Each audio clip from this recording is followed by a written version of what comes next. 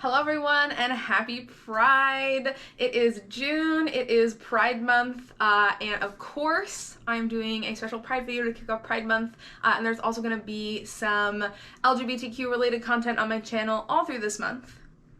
But I wanted to kick off this month with one of my favorite tidbit subjects of piercing history to talk about, which, as many of you know, piercing history is intrinsically incredibly gay and queer and trans, and it is just deeply interlinked with modern piercing history, especially in America.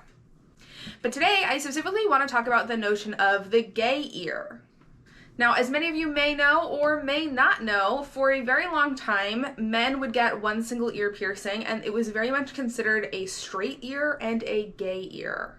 And this mindset proliferated for an incredibly long time in modern American culture, to the point that as a body piercer, I cannot tell you how many clients have walked into my studio and been, I really want to get my ear pierced, but which side is the gay side? Which side should I get done? And the refrain from piercers for the last decade or so has always been, oh, well, there's no gay ear, like, get whatever side you want, get whatever you think. And I totally understand why we have said that, myself included, because there really isn't a side, get the side you want, get the side that you think will look the best, get the side that's going to be easiest for you to take care of. There's a lot of factors. But I do think it's important to acknowledge the fact that there is a history behind there being a gay ear when it comes to piercing. And it's a part of our history that I think is very interesting. It's very cool. It looks at the way that piercing was such an intrinsic part of gay culture in the 70s and in the 80s. And it's something that young queers can reclaim, and I think that's amazing. So if we want to look at the history of the gay ear, we need to go back in time to the 70s and 80s and remember that this is a time period that was not kind or forgiving to people who were gay, lesbian, bisexual, or trans. The AIDS epidemic started in 1981 and ran through until the early 90s. There was a lot of hatred and fear towards people who were gay. This was a time where it was incredibly difficult to be openly gay. You would be fired from jobs, you could be denied housing, you could be denied entrance to different establishments. It could unsettle your entire life and everything you were trying to work on to be out. So many people simply weren't.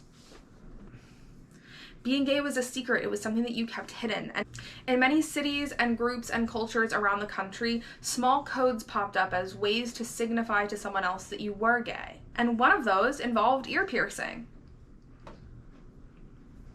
See, piercing had always been deeply interlinked with gay and queer culture. Even as far back as the 60s and 70s and 80s, we have documentation primarily from gay leather spaces of body piercings being performed, and especially genital piercings. They were very popular, the aesthetic was loved, the function of them was loved. You would be hard-pressed to end up in a gay club or gay event or gay underground meeting and not see someone with a nipple ring or a Prince Albert piercing. So it's no surprise that one of the common codes that became accepted was ear piercing. Specifically, gay men would get their right ear pierced, and just their right ear, as a very subtle symbol to others that they were gay. If you saw someone with just a single ear piercing and it was on their right side, that was a sign that they were someone who you might be able to talk to and drop some hints to, and might be someone who was interested in you or was another queer person that you could spend time with and talk to and be safe with.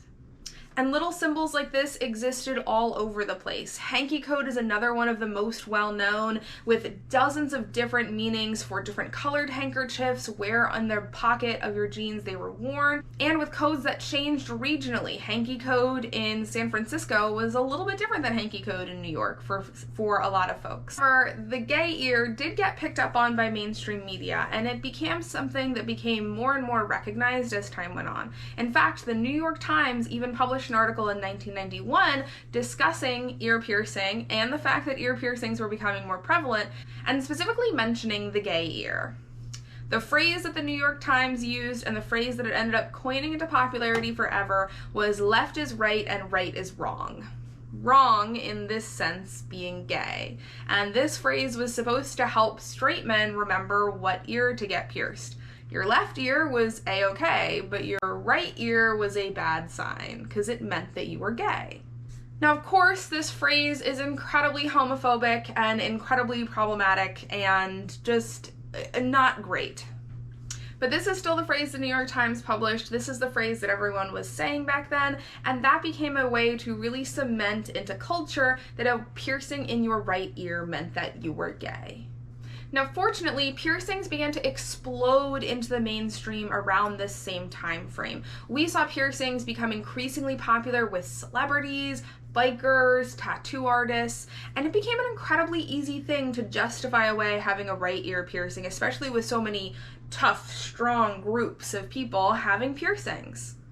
And in the late 90s through early 2000s, all of that went to the wind. Piercings became so incredibly popular that people got whatever they wanted to pierced. And very quickly we realized that some of that symbolism really didn't matter. If someone wanted to get their right ear pierced because they were an audio tech and they had to wear a headset over their left ear, it wasn't really a big deal anymore. And even in my decade of piercing, when I started out, I would get tons of clients who would ask me what the gay ear was. However, that's steadily dropped off in the last 10 years, where it's really just not a thing that I encounter too often anymore. However, I will say it's having a resurgence, and in a way that truly warms my heart. And that is that a ton of my gay and queer and lesbian clients are choosing to get their right ear pierced to celebrate the fact that they are LGBTQ. Over the past couple of years, but especially the past 2 years, I've done a ton of single right earlobe piercings. I've even had clients choose to stretch just their right lobe, or clients who already had piercings on both ears choose to get a special piercing or use special bold jewelry in their right ear to signify, hey, I'm gay. And I love that, because that's how this started in the beginning. A single right earlobe piercing was a way to subtly let someone know, hey, I'm also gay, I'm a safe person to be around, I'm part of your community, I'm part of your culture.